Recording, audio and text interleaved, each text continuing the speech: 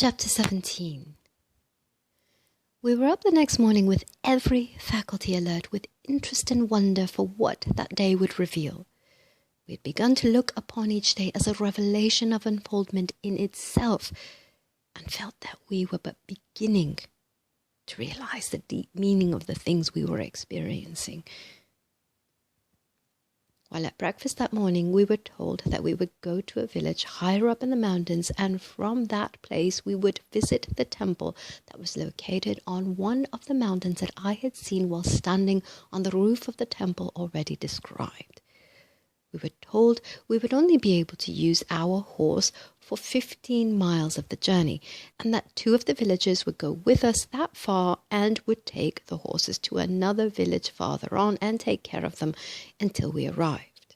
We turned our horses over to the 2 villagers at the appointed place and started to climb to the village up the narrow mountain trail, which at times proved to be steps hewn from the rock.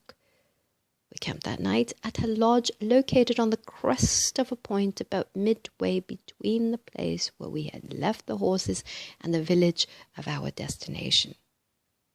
The keeper of the lodge was fat, old, and jolly. In fact, he was so plump and round that he seemed to roll rather than walk, and we could scarcely tell he had eyes.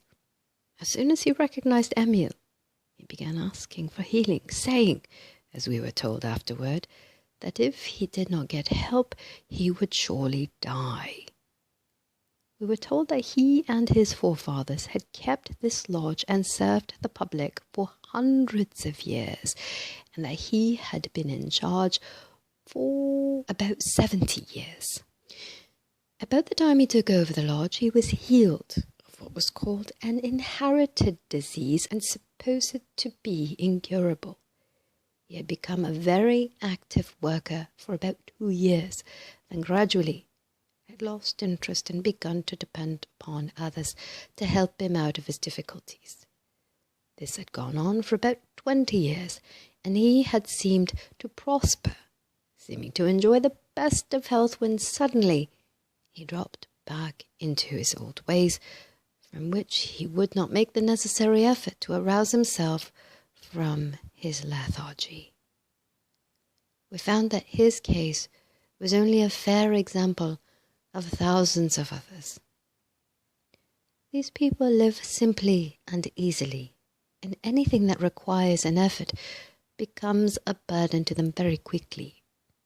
They lose interest, and their prayer for help becomes a mechanical sound, instead of something uttered with deep meaning or desire.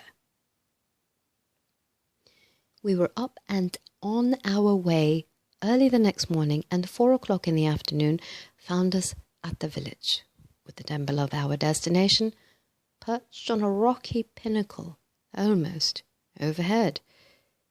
In fact, so steep were the walls that the only means of approach was by a basket attached to a rope and let down on a pulley supported by a wooden beam made fast in the rocks.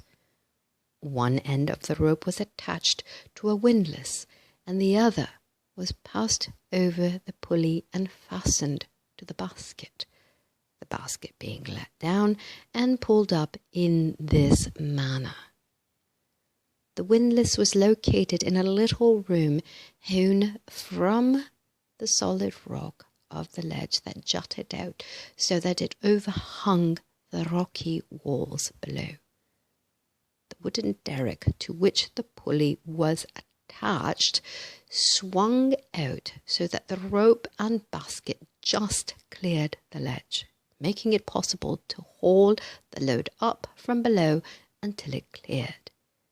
Then basket and load were swung in and landed safely on the top of the ledge in the little rock room hewed out for the purpose.